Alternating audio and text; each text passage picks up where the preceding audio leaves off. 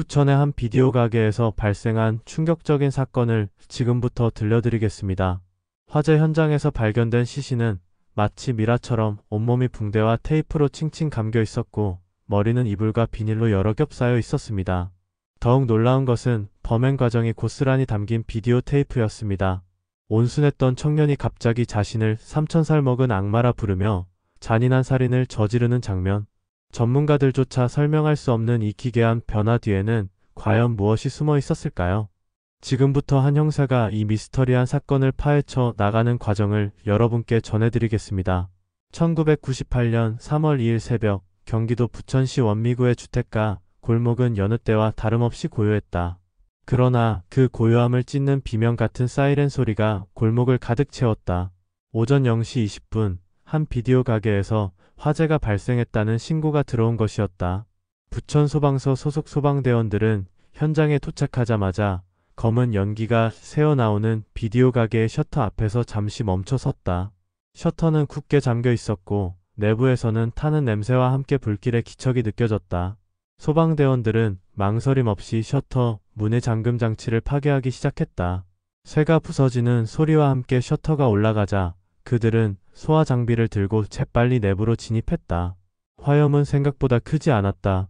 가게 한쪽 구석에서 시작된 불은 주변의 비디오 테이프들과 종이 박스들을 태우고 있었지만 아직 전체로 번지지는 않은 상태였다. 소방대원들은 능숙하게 소화기를 뿌렸고 10여 분 만에 화재는 진압되었다. 그러나 연기가 거치고 내부가 드러나면서 소방대원들의 얼굴에는 경악의 표정이 번졌다. 가게 한가운데 비디오 테이프 진열대 사이에 사람의 형체로 보이는 무언가가 쓰러져 있었다. 아니, 그것은 사람이라기보다는 마치 고대 이집트의 미라처럼 온몸이 하얀 붕대와 갈색 박스 테이프로 칭칭 감겨진 형상이었다. 소방대원 중 한 명이 조심스럽게 다가가 그것을 확인했다. 그의 손이 닿는 순간 그는 본능적으로 뒤로 물러났다. 바닥에는 검붉은 핏자국이 넓게 퍼져 있었고 그 중심에는 사람의 몸이 있었다. 머리 부분은 이불과 비닐봉지 그리고 눈만 보이는 두건으로 여러 겹 감싸져 있었다. 소방대원은 즉시 무전기를 꺼내 들었다. 여기 사망자가 있습니다. 경찰에 연락해 주십시오. 그의 목소리는 평소와 달리 떨리고 있었다. 30년 가까이 소방관 생활을 해온 그였지만 이런 광경은 처음이었다. 부천 중부경찰서 강력반 김민수 형사는 새벽 2시가 넘어서야 현장에 도착했다. 40을 갓 넘긴 그는 15년간 형사 생활을 해왔지만 현장에 들어서는 순간 그 역시 숨을 크게 들이마셔야 했다.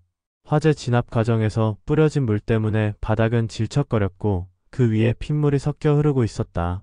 김민수 형사는 고무장갑을 끼고 조심스럽게 시신에 다가갔다. 현장 감식반 팀장이 그의 옆에서 설명을 이어갔다.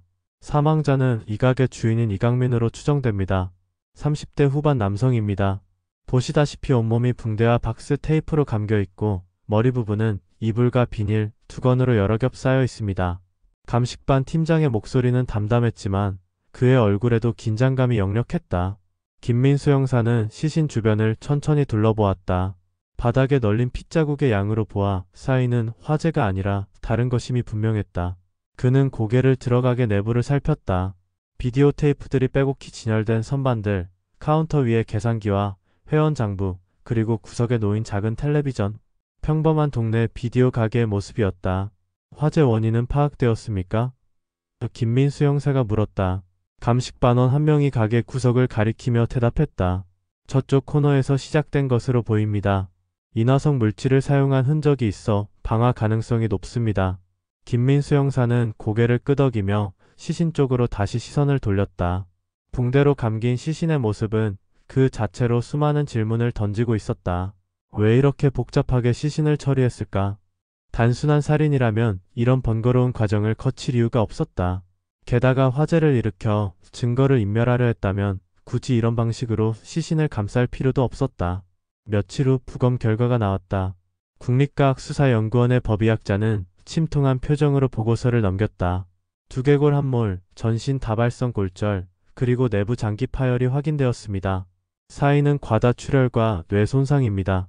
둔기로 무수히 구타당한 흔적이 역력합니다. 김민수 형사는 보고서를 넘기며 침음을 흘렸다. 사진 속 시신의 상태는 참혹했다.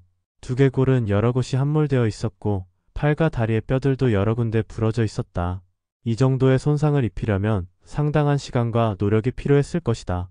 특이한 점은 없었습니까? 김민수 형사가 물었다. 법의학자는 잠시 망설이다가 입을 열었다. 한 가지 이상한 점이 있습니다. 머리 부분의 타격 흔적을 보면 초기 일격과 나머지 타격 사이에 시간 차이가 있는 것으로 보입니다. 처음 맞은 상처는 비교적 정확하고 계획적이었던 반면 나머지 상처들은 무차별적이고 격렬했습니다. 마치 두 명의 다른 사람이 때린 것 같은 느낌이랄까요? 김민수 형사는 눈을 가늘게 떴다. 공범의 가능성을 시사하는 말이었다. 다음 날 오전 김민수 형사는 사망자 이강민의 집을 방문했다. 그곳에서 그는 피해자의 아내 박선영을 만났다. 30살 중반으로 보이는 그녀는 눈이 퉁퉁 부어 있었고 남편의 죽음을 아직 받아들이지 못한 듯 멍한 표정으로 형사들을 맞이했다. 김민수 형사는 조심스럽게 질문을 시작했다. 부인 남편분께서 최근에 특별한 일이 있었습니까? 누군가와 다투셨다거나 금전 문제가 있었다거나? 박선영은 고개를 저었다. 아니요, 특별한 일은 없었어요. 가게 일이 좀 어려워서 힘들어하긴 했지만 평소와 다를 게 없었어요. 김민수 형사는 거실을 둘러보았다. 오래된 가구들과 낡은 벽지, 그리고 구석에 놓인 작은 텔레비전. 집안 형편이 넉넉하지 않다는 것을 한눈에 알 수 있었다. 사건 당일 밤 부인께서는 어디 계셨습니까? 박선영은 잠시 생각하더니 대답했다. 저는 친정에 있었어요. 어머니가 편찮으셔서 사건 전날부터 친정에 가 있었습니다. 다음날 아침에 경찰서에서 연락을 받았어요. 김민수 형사는 고개를 끄덕이며 수첩에 메모했다. 알리바이가 확실했다. 조사가 계속되면서 한 가지 중요한 사실이 드러났다. 이강민은 사망 6개월 전에 거액의 생명보험에 가입했던 것이다. 보험 내용을 확인한 김민수 형사는 눈을 크게 떴다. 머리에 상해를 입어 장애가 발생할 경우 8천만 원, 사망할 경우 4억 원을 수령할 수 있는 조건이었다. 당시로서는 상당한 거액이었다. 김민수 형사는 즉시 박선영을 다시 불러 확인했다. 부인, 남편분께서 생명보험에 가입하신 사실을 알고 계셨습니까? 박선영은 놀란 표정으로 고개를 저었다. 아니요, 전혀 몰랐어요. 남편이 그런 보험에 가입했다니 처음 듣는 얘기예요. 김민수 형사는 박선영의 반응을 유심히 관찰했다. 그녀의 놀람은 진짜처럼 보였다. 게다가 사건 당일 밤 친정에 있었다는 알리바이도 확인되었다. 친정 어머니와 이웃들의 진술이 일치했다. 하지만 김민수 형사는 쉽게 의심을 거두지 않았다. 4억 원이라는 거액의 보험금은 충분한 동기가 될 수 있었다. 그는 팀원들을 모아 회의를 열었다. 보험금을 노린 살인일 가능성이 높습니다. 부인의 알리바이는 확인되었지만 청부 살인의 가능성을 배제할 수 없습니다. 주변 인물들을 철저히 조사하십시오. 수사팀은 이강민의 교우 관계를 파헤치기 시작했다. 비디오 가게를 드나들던 단골 손님들, 같은 상가의 다른 가게 주인들, 그리고 친척들까지 모두 조사 대상이 되었다. 그러나 대부분의 사람들은 이강민에 대해 좋게 말했다. 착한 사람이었어요. 늘 웃는 얼굴로 손님을 대했죠. 성실하고 조용한 사람이었습니다. 큰 문제를 일으킬 사람이 아니었어요. 수사는 난항을 겪었고 결정적인 단서가 나오지 않았다. 그러던 중 김민수 형사는 한 가지 흥미로운 사실을 발견했다. 이강민의 집 옥탑방에 세입자가 살고 있다는 것이었다. 박선영에게 물어보니 그 세입자는 정우진이라는 20대 후반의 남성이었고 이강민의 고향 후배였다고 했다. 그 사람은 언제부터 옥탑방에 살았습니까? 김민수 형사가 물었다. 3년 전부터요. 남편의 고향 후배라고 해서 저렴하게 세를 주었어요. 착한 청년이에요. 가게 일도 자주 도와줬고요. 김민수 형사는 귀가 번쩍 뛰었다. 피해자와 가까운 관계였다는 것은 중요한 정보였다. 김민수 형사는 즉시 옥탑방으로 올라갔다.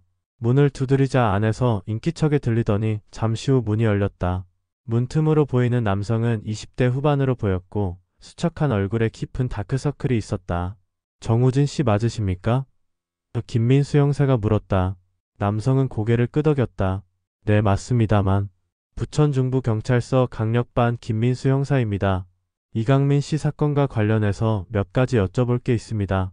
정우진의 얼굴이 순간 굳어지는 것을 김민수 형사는 놓치지 않았다. 경찰서 조사실에서 정우진은 차분하게 대답했다.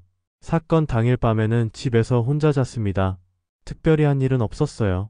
김민수 형사는 수첩을 넘기며 물었다. 이강민 씨와는 어떤 관계였습니까? 고향 선배님이었어요. 서울에 올라와서 힘들 때 많이 도와주셨죠. 그래서 가게 일도 자주 도와드렸고요. 정우진의 대답은 일관되었고 특별히 수상한 점은 없어 보였다. 하지만 김민수 형사는 뭔가 석연치 않은 느낌을 받았다. 며칠간의 조사가 이어졌다. 김민수 형사와 수사팀은 사건 현장 주변의 목격자들을 찾아다녔고 CCTV 화면을 분석했지만 결정적인 단서를 찾지 못했다. 당시만 해도 CCTV가 널리 보급되지 않았던 시기였고 블랙박스 같은 것은 존재하지도 않았다. 게다가 화재 진압 과정에서 뿌려진 물 때문에 현장에 남았을 지문이나 촉적 같은 물리적 증거들도 대부분 사라져버렸다. 수사는 점점 미궁 속으로 빠져들고 있었다. 김민수 형사는 밤늦게까지 사무실에 남아 사건 파일들을 다시 검토했다. 부검 보고서, 현장 사진들, 목격자 진술서들을 한 장 한 장 넘기며 놓친 부분이 없는지 확인했다. 그러던 중 그는 한 가지 이상한 점을 발견했다. 현장에서 발견된 시신의 모습이었다. 온몸을 붕대와 테이프로 감고 머리를 여러 겹으로 싼 모습. 이것은 단순한 살인이 아니라 뭔가 다른 목적이 있었던 것처럼 보였다. 강도 살인이라면 굳이 이런 번거로운 과정을 거칠 이유가 없었다. 그렇다면 고문? 하지만 고문을 했다면 주변에서 비명 소리를 들었을 텐데 어떤 목격자도 그런 소리를 듣지 못했다고 진술했다. 김민수 형사는 담배를 한 대 물고 창밖을 바라보았다. 3월의 차가운 밤 공기가 창틈으로 스며들어왔다. 그는 다시 파일을 펼쳤다.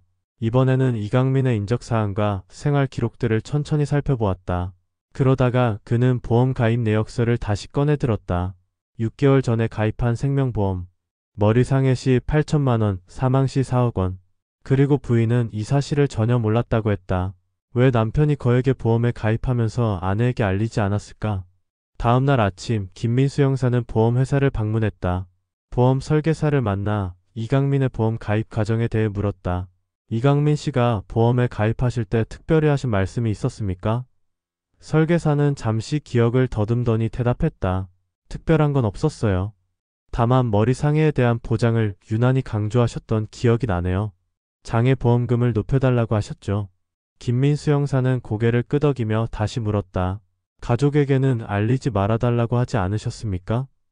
아니요, 그런 말씀은 없으셨어요. 경찰서로 돌아온 김민수 형사는 회의를 소집했다. 여러분, 이 사건에는 뭔가 석연치 않은 구석이 많습니다. 보험금을 노린 살인이라고 하기엔 피해자의 행동이 이상하고 강도 살인이라고 하기엔 범행 방식이 너무 복잡합니다. 우리가 놓치고 있는 뭔가가 있습니다. 박 형사가 손을 들었다. 정우진을 다시 조사해보는 게 어떻습니까? 피해자와 가장 가까웠던 사람이니까요. 김민수 형사는 고개를 끄덕였다.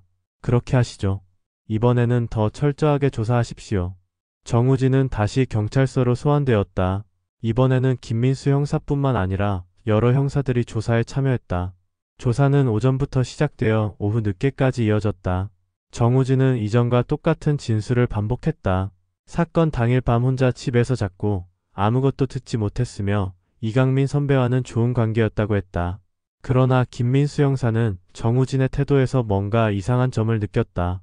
박선영에 대해 물어볼 때마다 정우진은 지나치게 그녀를 보호하려는 듯한 태도를 보였고 반대로 이강민에 대해서는 미묘하게 비난하는 듯한 어감이 섞여 있었다. 정우진 씨, 박선영 씨와는 어떤 관계입니까? 김민수 형사가 날카롭게 물었다. 정우진은 잠시 당황하는 기색을 보이더니 대답했다. 그냥 형수님이죠. 뭐, 그냥 형수님이라고 하기엔 너무 감싸시는 것 같은데요. 정우진은 말을 멈췄다. 조사실에는 침묵이 흘렀다.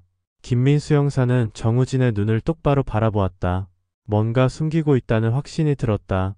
김민수 형사는 수사 방향을 바꾸기로 결정했다. 정우진의 집을 압수수색하기로 한 것이다. 영장을 발부받은 수사팀은 다음날 아침 일찍 옥탑방으로 향했다.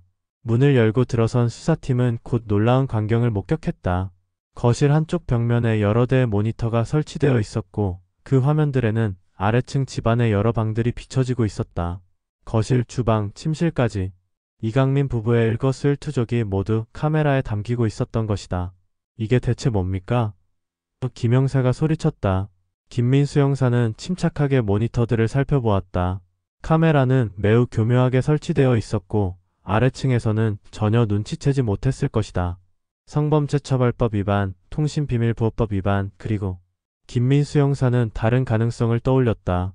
만약 정우진이 이 카메라들을 통해 박선영을 지켜보고 있었다면, 그리고 그녀에게 접근했다면, 수사팀은 방 안의 모든 물건들을 뒤졌다. 서랍 속에서 수많은 비디오 테이프들이 발견되었다. 테이프들에는 날짜가 적혀 있었고, 재생해보니 아래층의 일상이 녹화되어 있었다. 김민수 형사는 점점 더 확신을 갖게 되었다. 정우진은 단순한 세입자가 아니었다. 그는 계획적으로 이강민 부부를 감시하고 있었다. 정우진은 다시 조사실로 끌려왔다. 이번에는 증거가 있었다. 김민수 형사는 압수한 모니터 사진들을 책상 위에 펼쳐놓았다. 이게 뭡니까? 정우진은 아무 말도 하지 못했다. 그의 얼굴은 창백해졌고 손은 떨리기 시작했다.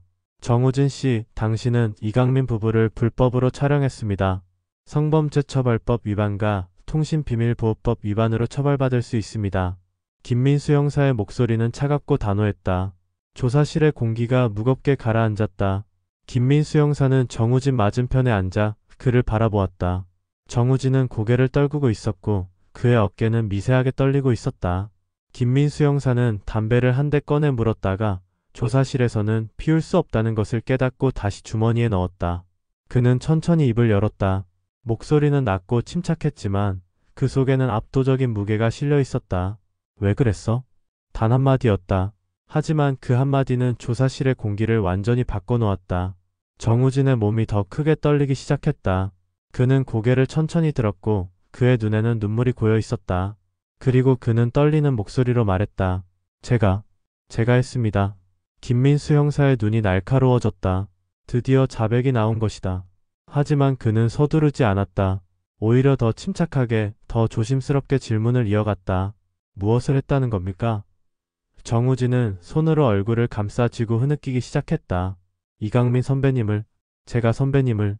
그는 더 이상 말을 잇지 못했다. 조사실에는 그의 울음소리만이 울려 퍼졌다. 김민수 형사는 자리에서 일어나 창가로 걸어갔다. 밖에서는 봄비가 내리기 시작하고 있었다.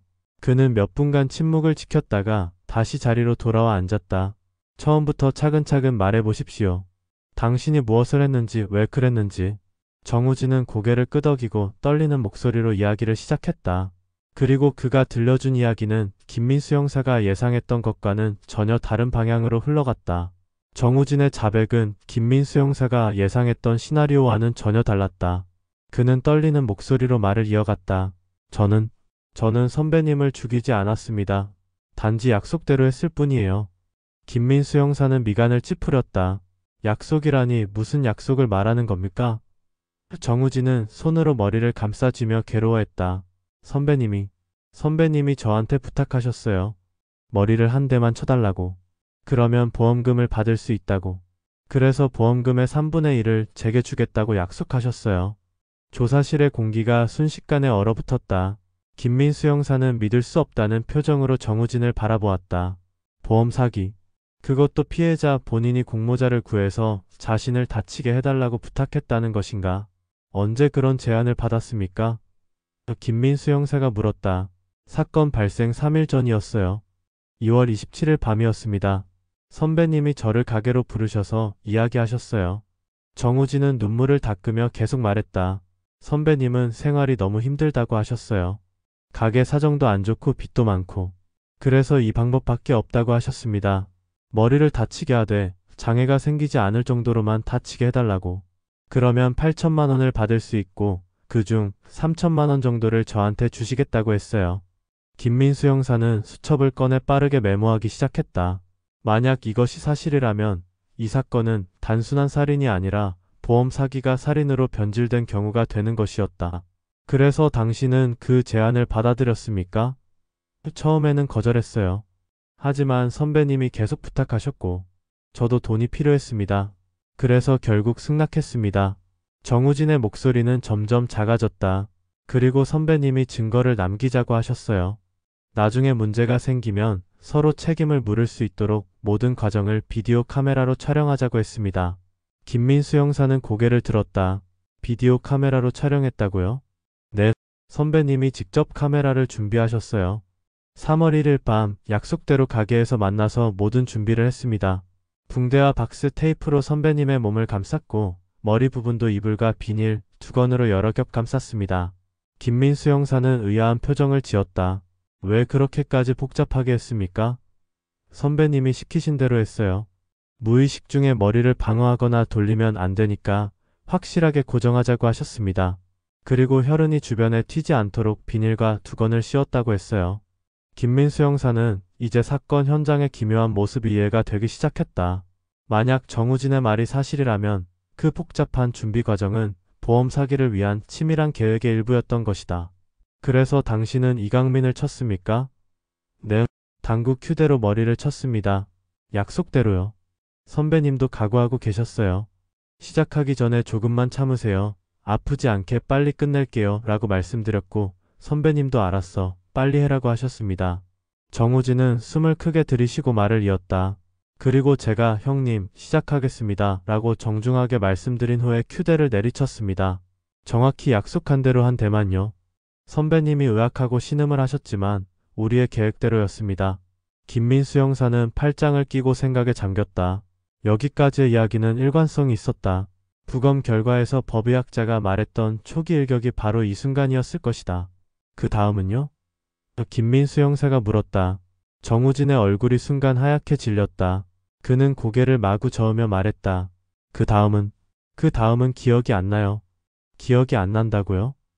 네, 정말입니다. 큐대로 선배님 머리를 한 대 친 다음에 저는 잠깐 화면 밖으로 나갔어요. 숨이 차고 떨려서 잠시 진정하려고요. 그런데 그 다음부터는 아무것도 기억이 안 나요. 정말입니다. 김민수 형사는 회의적인 표정을 지었다. 범인들이 자주 사용하는 변명 중 하나가 바로 기억이 안 난다는 것이었다. 정우진 씨, 지금 장난하는 겁니까? 당신이 이강민을 때려 죽인 것 아닙니까? 아닙니다. 저는 약속대로 한 대만 쳤어요. 그 이상은 하지 않았습니다. 제발 믿어주세요. 정우진은 필사적으로 호소했다. 하지만 김민수 형사는 쉽게 믿을 수 없었다. 두개골 함몰과 전신 다발성 골절. 그것은 단 한 대의 타격으로 일어날 수 있는 손상이 아니었다. 김민수 형사는 다른 형사들과 잠시 조사실 밖으로 나왔다. 어떻게 생각하십니까? 김 형사가 물었다. 믿기 어려운 이야기입니다.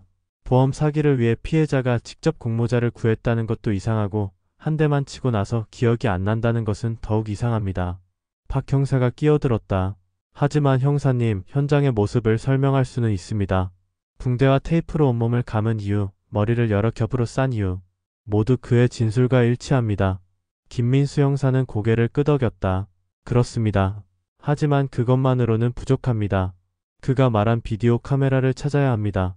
만약 정말로 그 과정을 촬영했다면 그 테이프가 어딘가에 있을 겁니다. 수사팀은 즉시 움직였다. 정우진의 옥탑방을 다시 한번 철저히 수색했고 이강민의 비디오 가게도 샅샅이 뒤졌다. 그리고 마침내 가게 카운터 아래 서랍 깊숙한 곳에서 비디오 카메라 한 대를 발견했다. 카메라 안에는 테이프가 들어있었다. 김민수 형사는 조심스럽게 카메라를 증거봉투에 넣었다. 이것을 재생해봅시다. 경찰서로 돌아온 수사팀은 작은 회의실에 모였다. 김민수 형사는 비디오 카메라를 텔레비전에 연결했다. 그의 손이 재생 버튼 위에서 잠시 멈췄다. 이 테이프 안에 사건의 진실이 담겨 있을 것이었다. 그는 심호흡을 하고 버튼을 눌렀다. 화면이 켜지고 흐릿한 영상이 나타났다. 날짜는 1998년 3월 1일 밤 11시 45분이었다. 장소는 비디오 가게 내부였다. 카메라는 고정되어 있었고 화면 중앙에는 이강민과 정우진이 서 있었다. 두 사람은 각자 준비물들을 챙기고 있었다. 붕대, 박스 테이프, 이불, 비닐봉지 2건, 그리고 당구 큐대. 김민수 형사와 다른 형사들은 숨을 죽이고 화면을 바라보았다. 이강민이 카메라를 향해 다가왔다. 그의 얼굴이 화면 가득 비쳤다. 오늘은 1998년 3월 1일입니다. 나 이강민은 정신이 온전한 상태에서 이 일을 진행합니다. 그의 목소리는 떨리고 있었지만 또렷했다. 저는 지금 생활고로 인해 보험금을 타기 위한 계획을 실행하려 합니다. 이것은 저의 자발적인 의사이며 정우진 씨에게 부탁한 것입니다. 정우진 씨는 제 머리를 당구 큐대로 한 대만 쳐서 상해를 입히기로 했습니다. 이에 대한 대가로 보험금의 3분의 1을 드리기로 약속했습니다. 이강민이 카메라에서 물러났다. 이제 정우진이 화면에 나타났다. 저 정우진은 이강민 형님의 부탁으로 이 일을 진행합니다. 형님과의 약속대로 머리를 한 대만 칠 것이며 절대로 과도하게 다치게 하지 않을 것을 약속드립니다. 정우진의 목소리도 긴장되어 있었다. 두 사람의 진술은 정우진이 조사실에서 말한 것과 정확히 일치했다. 김민수 형사는 화면에서 눈을 떼지 못했다. 이제 본격적인 준비가 시작되었다. 정우진이 이강민의 몸을 붕대로 감기 시작했다. 팔부터 시작해서 몸통, 다리까지. 하얀 붕대가 이강민의 몸을 칭칭 감아갔다. 그 위에 박스 테이프를 덧대어 더욱 단단히 고정했다. 이강민은 가끔 좀 느슨하게 해줘. 숨이 막혀라고 투덜댔고 정우진은 형님 조금만 참으세요. 확실하게 해야 나중에 문제가 안 생깁니다 라고 대답했다. 두 사람의 대화는 묘하게 일상적이었다. 마치 이삿짐을 싸거나 가구를 조립하는 것처럼. 몸 전체를 감은 후 정우진은 이강민의 머리 부분을 처리하기 시작했다. 먼저 이불로 머리를 감쌌다. 형님, 이렇게 하면 머리가 무의식적으로 움직이는 것을 막을 수 있습니다. 그 위에 비닐봉지를 씌웠다. 혈흔이 주변에 튀지 않도록. 마지막으로 눈만 보이는 두건을 씌웠다. 이제 이강민은 완전히 미라처럼 변해 있었다. 형님, 괜찮으세요? 정우진이 물었다. 괜찮아. 빨리 끝내자. 이강민의 목소리가 이불과 비닐 사이로 희미하게 들려왔다. 정우진이 당국 휴대를 들었다. 그는 몇 번 허공에 휘둘러 보며 감을 잡았다. 형님, 정말 시작해도 되겠습니까? 그래 해. 조금만 참으세요. 아프지 않게 빨리 끝낼 테니 걱정하지 마세요. 정우진의 목소리는 떨리고 있었다. 그는 심호흡을 크게 했다. 형님, 시작하겠습니다. 그리고 휴대를 높이 들어 올렸다. 회의실에 모인 형사들은 모두 숨을 죽였다. 휴대가 내려왔다. 둔탁한 소리와 함께 이강민의 머리에 타격이 가해졌다. 으악. 이강민의 신음소리가 들렸다. 정우진은 휴대를 떨어뜨리고 뒤로 물러났다. 그의 얼굴은 창백했고 손은 심하게 떨리고 있었다. 형님, 괜찮으세요? 형님. 정우진이 다가가려 했지만 이강민이 손을 저었다. 괜찮아. 이 정도면 됐어. 이강민의 목소리는 고통스러웠지만 여전히 또렷했다. 정우진은 화면 밖으로 사라졌다. 아마도 잠시 진정하기 위해 밖으로 나간 것 같았다. 화면에는 바닥에 쓰러져 있는 이강민만 남았다. 그는 거친 숨을 몰아쉬고 있었다. 10여 초의 시간이 흘렀다. 김민수 형사는 화면을 주시했다. 정우진이 다시 돌아올 것이었다. 그리고 그가 돌아온 후에 무슨 일이 벌어졌는지가 이 사건의 핵심이었다. 정우진이 다시 화면에 나타났다. 그런데 뭔가 이상했다. 그의 걸음걸이가 달라져 있었다. 천천히 무겁게 마치 다른 사람처럼. 그는 구석에 놓여있던 벽돌 하나를 집어들었다. 김민수 형사의 눈이 커졌다. 벽돌? 왜 갑자기 벽돌을? 정우진은 벽돌을 손에 쥐고 이강민에게 다가갔다. 그리고 그가 입을 열었을 때 회의실에 있던 모든 형사들은 소름이 돋는 것을 느꼈다. 내가 누군 줄 아느냐? 정우진의 목소리였다. 하지만 그것은 몇 분 전에 정중하고 떨리던 목소리가 아니었다. 낮고 차갑고 빠른 어조의 목소리였다. 반말이었다. 난 쇄도우다. 이강민이 고개를 들려고 했다. 뭐야? 우진아, 너 뭐 하는 거야? 하지만 정우진은 이강민의 말을 무시하고 계속 말했다. 내 나이가 몇인 줄 아느냐? 난 3000살 먹은 악마다. 김민수 형사는 의자에서 몸을 앞으로 기울였다. 화면 속의 정우진은 완전히 다른 사람이 되어 있었다. 그의 표정, 목소리, 몸짓 모두가 달랐다. 너 같은 놈이 이해하지 못할 위대한 수천 년 전부터 널 응징하기 위해 기다렸다. 정우진이 소리쳤다. 이강민은 공포에 질려 몸부림치기 시작했다. 하지만 몸이 붕대와 테이프로 단단히 묶여있어 움직일 수가 없었다. 우진아, 정신 차려. 우리 약속 기억 안 나? 이러면 안 돼. 하지만 정우진의 귀에는 아무것도 들리지 않는 것 같았다. 비밀을 지키라니까 비밀을 누설해? 우리 쇄도 클럽은 비밀을 누설하면 가만두지 않아. 그는 벽돌을 높이 들어 올렸다. 죽어 이 새끼야. 그리고 벽돌을 내리쳤다. 둔탁하고 무거운 소리가 들렸다. 이강민의 비명이 터져나왔다. 그만해.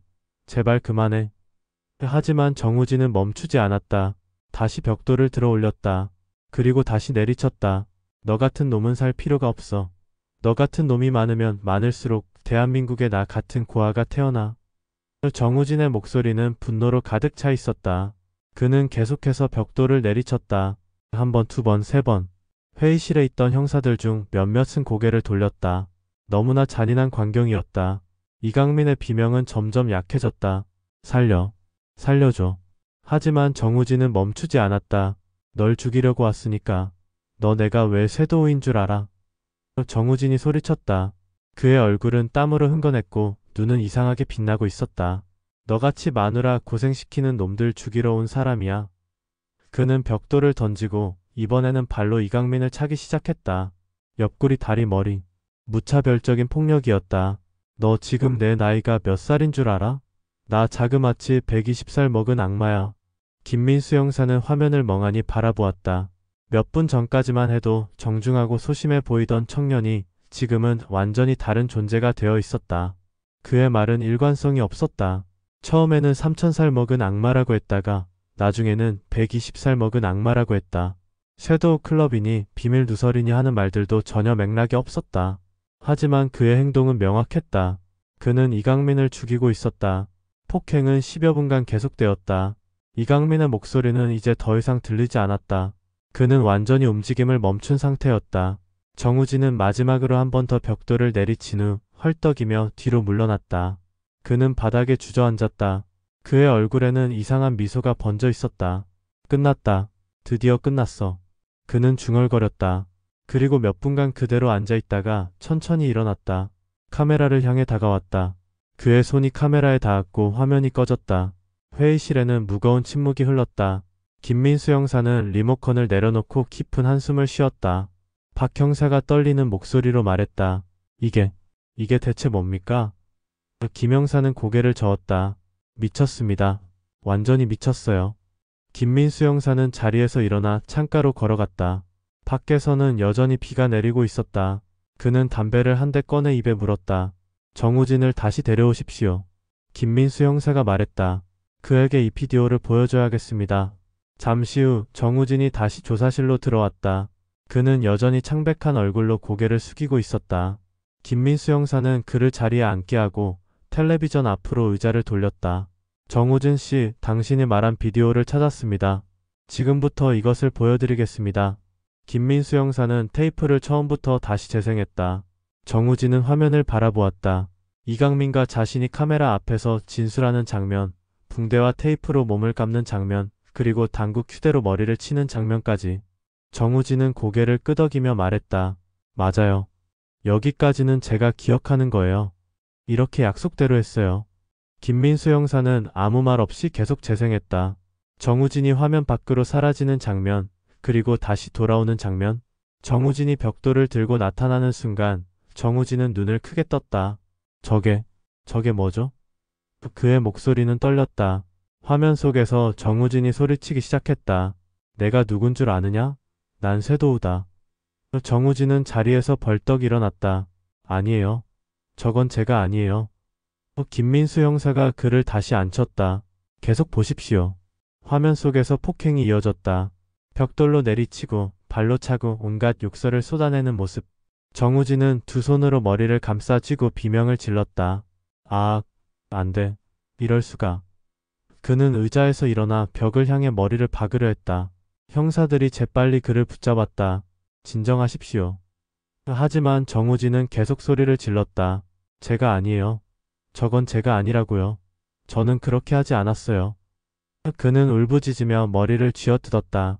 김민수 형사는 테이프를 정지시켰다. 정우진 씨, 화면 속의 사람이 당신 아닙니까? 김민수 형사가 차갑게 물었다. 얼굴도 당신이고 목소리도 당신입니다. 당신이 이강민을 살해한 것이 명백합니다. 정우진은 고개를 마구 저었다. 아니에요, 아니에요. 저는 기억이 안 나요. 저는 큐대로 한 대만 쳤어요. 그 다음은 정말 모른다고요. 그는 바닥에 주저앉아 울기 시작했다. 제발 믿어주세요. 저는 그런 짓을 할 사람이 아니에요.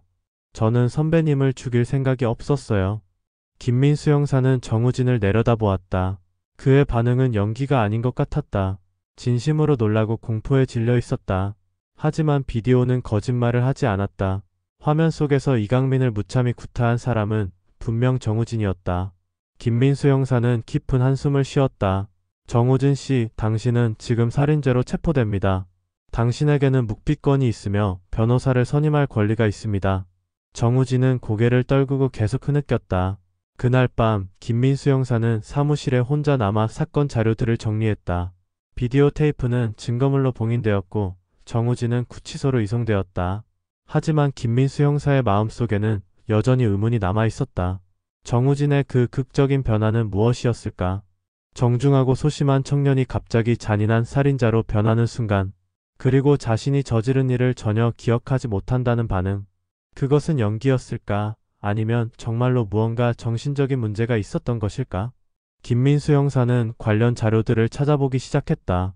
정신질환과 범죄에 관한 논문들, 해리성 장애에 대한 의학 서적들. 밤이 깊어갈수록 그의 책상 위에는 자료들이 쌓여갔다. 새벽 4시가 되어서야 그는 잠시 눈을 붙였다. 하지만 그의 꿈속에서도 비디오 화면이 계속 재생되었다.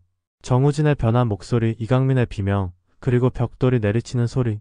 다음날 아침 김민수 형사는 검찰에 사건을 송치하기 위한 서류를 작성했다. 죄명은 살인죄. 피의자 정우진은 피해자 이강민을 계획적으로 살해했으며 그 과정을 비디오로 촬영한 증거가 명백했다. 보험 사기 공모 부분도 추가되었다. 이강민과 정우진은 보험금을 노리고 상해 사건을 조작하려 했으나 결과적으로 살인으로 이어진 것이었다. 서류는 완벽했다. 증거도 충분했다. 하지만 김민수 형사는 여전히 찝찝함을 떨칠 수 없었다. 며칠 후 검찰에서 연락이 왔다. 정우진에 대한 정신감정을 실시하겠다는 것이었다. 비디오에 나타난 그의 이상 행동 때문에 정신질환 여부를 확인할 필요가 있다고 판단한 것이었다. 김민수 형사는 안도의 한숨을 쉬었다. 그도 같은 생각을 하고 있었던 것이다.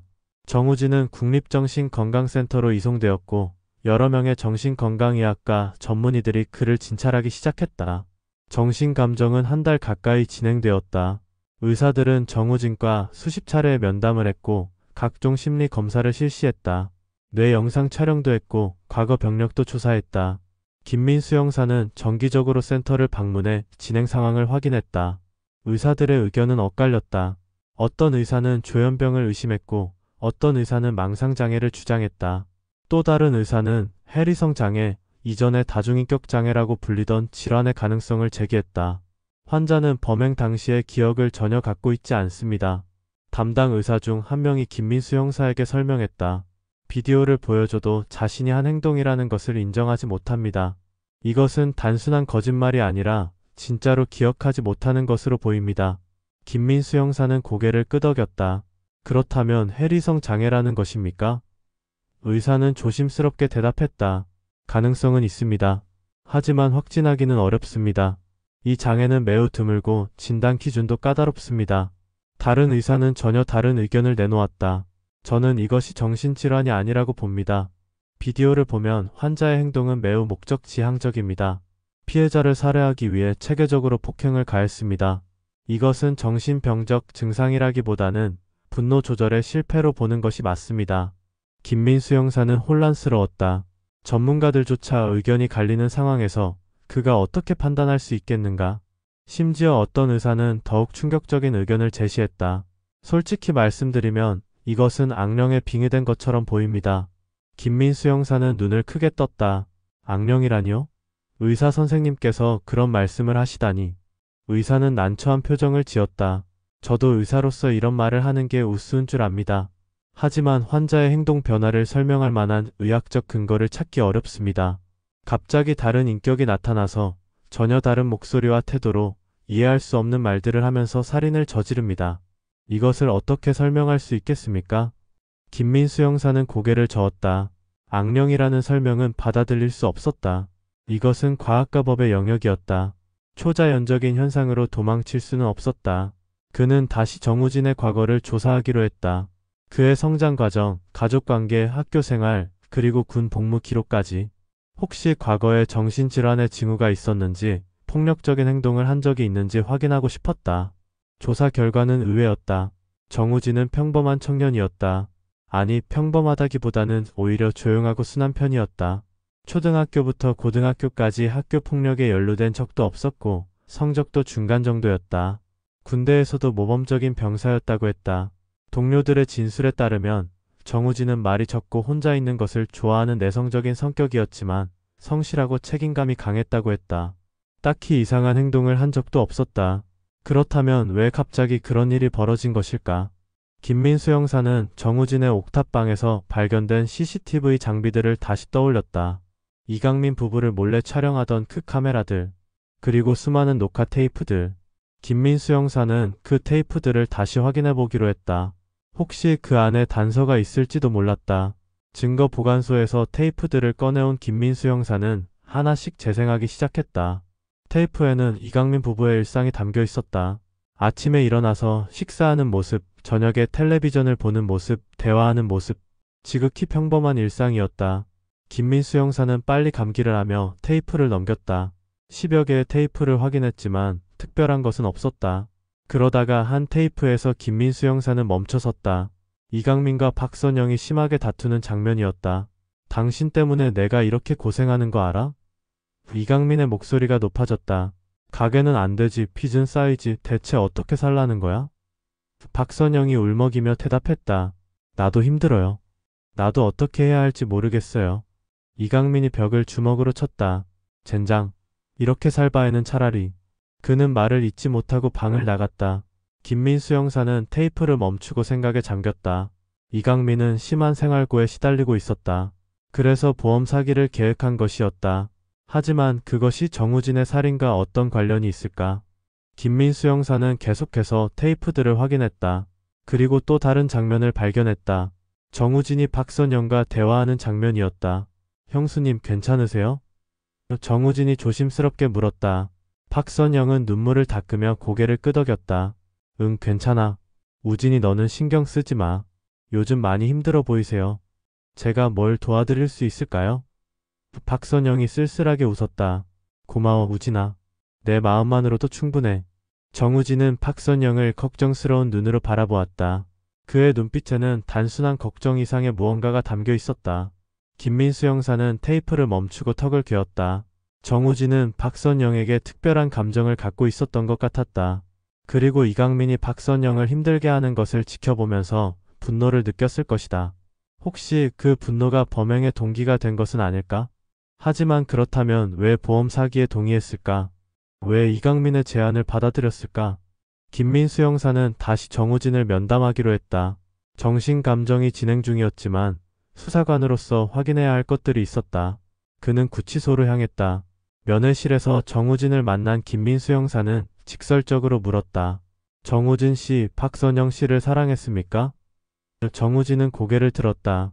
그의 눈은 충혈되어 있었고 얼굴은 더욱 수척해져 있었다. 무슨 말씀이세요? 정우진이 더듬거렸다. 솔직하게 대답하십시오. 우리는 당신이 설치한 카메라와 녹화 테이프들을 모두 확인했습니다. 당신은 단순히 그들을 감시한 것이 아니라 박선영 씨를 지켜보고 있었습니다. 그녀에게 특별한 감정이 있었던 것 아닙니까? 정우진은 한참을 침묵하다가 고개를 끄덕였다. 네, 맞습니다. 언제부터였습니까? 옥탑방에 들어온 직후부터였습니다. 형수님은 너무 힘들어 보였어요. 형님은 술만 마시면 소리를 지르고 힘들게 했습니다. 저는 그런 모습을 보면서 안타까웠고 점점 더 형수님을 생각하게 되었습니다. 정우진의 목소리는 떨렸다. 그래서 카메라를 설치했습니까? 네, 처음에는 그냥 궁금해서였어요. 형수님이 혼자 있을 때는 어떤지, 행복한지 아닌지. 그런데 점점 더 지켜보게 되었고 저도 어쩔 수 없었습니다. 김민수 형사는 고개를 끄덕였다. 이제 퍼즐의 조각들이 맞춰지기 시작했다. 그렇다면 이강민이 당신에게 보험 사기를 제안했을 때 왜 받아들였습니까? 3천만 원 때문이었습니까? 아니면 다른 이유가 있었습니까? 정우진은 고개를 숙였다. 돈도 필요했지만 사실은 형님이 다치면 좋겠다는 생각도 했습니다.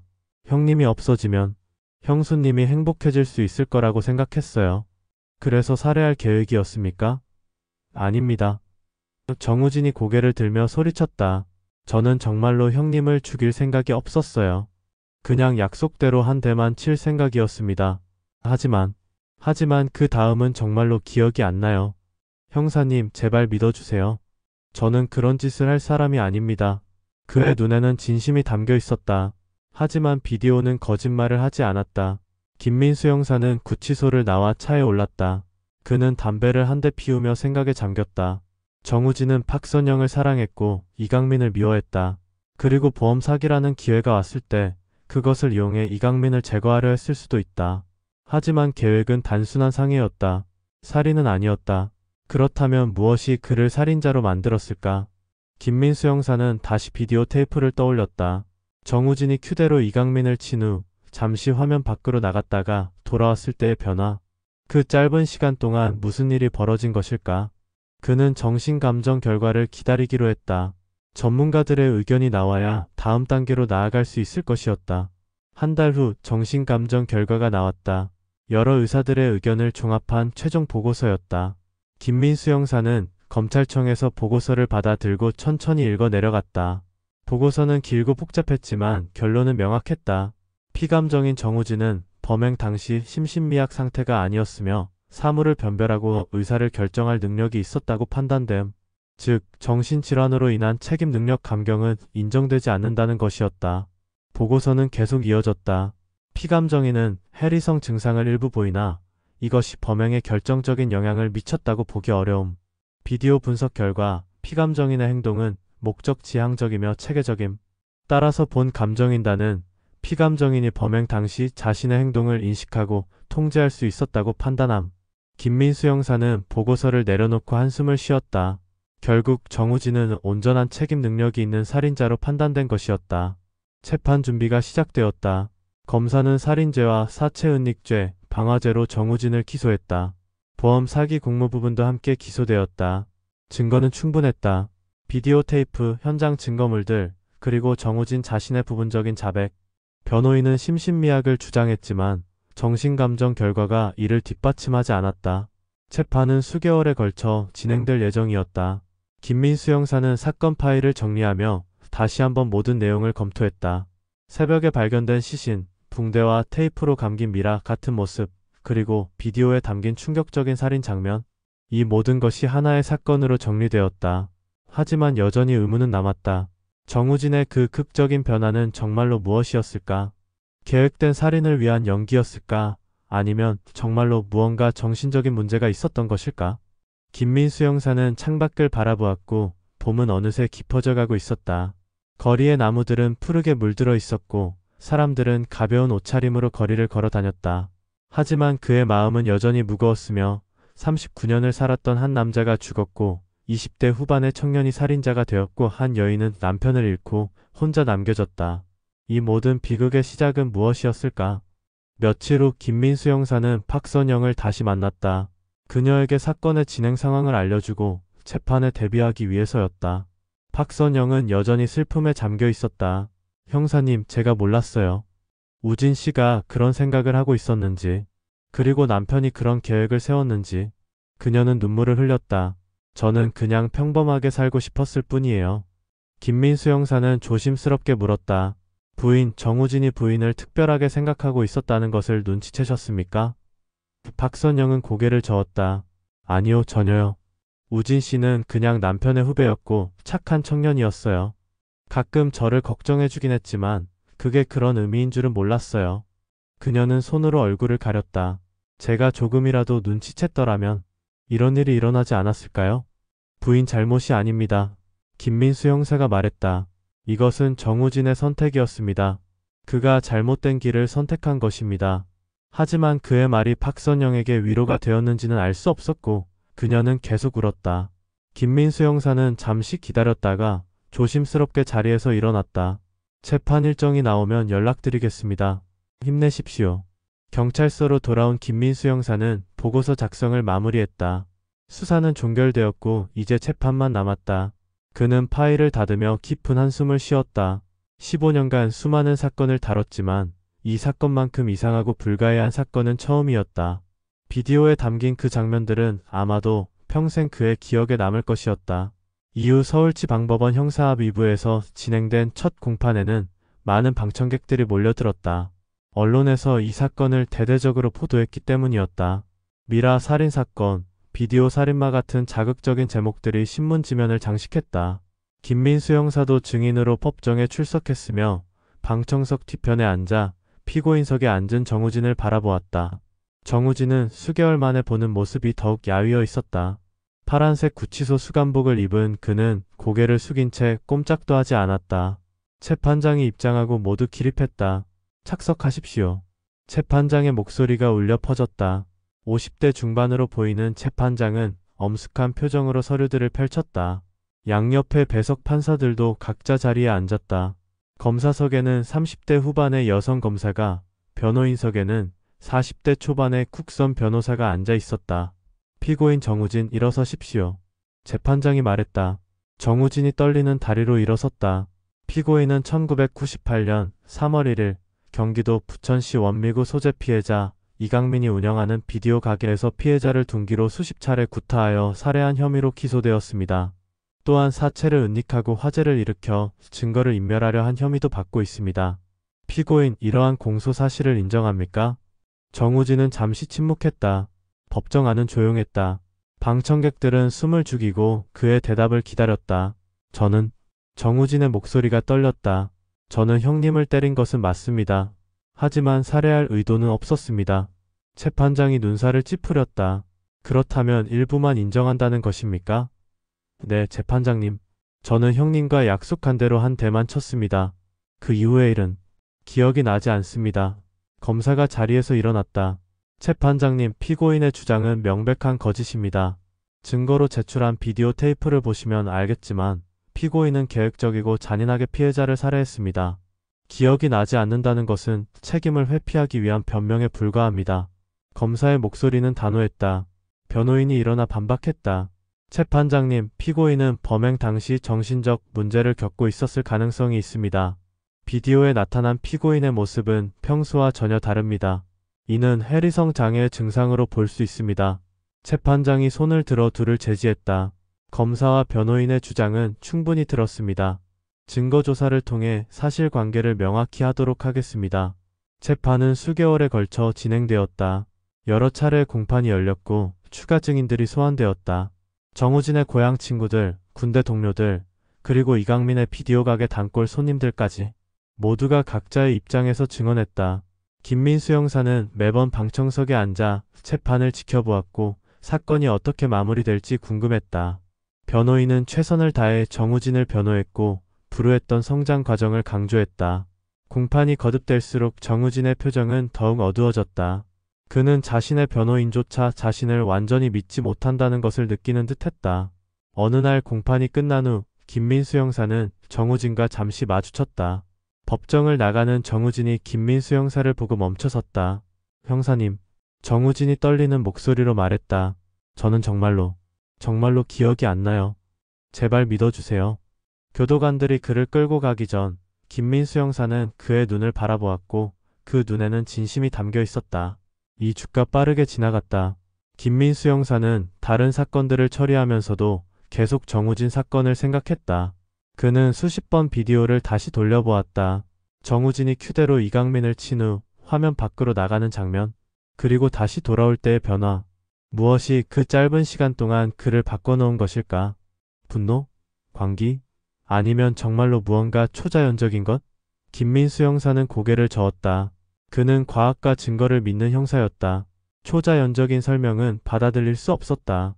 선고 공판에는 더 많은 방청객들이 몰려들었고 언론사 기자들도 여럿 보였다. 오전 10시 정각 재판장이 입장했고 모두 기립했다가 다시 앉았다. 정우진이 피고인석에 서 있었으며 얼굴은 더욱 수척해져 있었고 눈에는 생기가 없었다. 재판장이 서류를 펼치고 선고문을 읽기 시작했다. 피고인 정우진에 대한 살인, 사체 은닉, 방화 사건의 판결을 선고합니다. 재판장의 목소리가 법정에 울려 퍼졌다. 먼저 사실관계를 정리하겠습니다. 피고인은 1998년 3월 1일 밤 피해자 이강민과 보험 사기를 공모하고 피해자의 제안으로 피해자의 머리를 당구 큐대로 타격해 상해를 입히기로 했고 그 대가로 보험금의 일부를 받기로 약속했습니다. 이 과정은 비디오 카메라로 촬영되었습니다. 피고인은 약속대로 피해자의 머리를 당구 큐대로 1회 타격했습니다.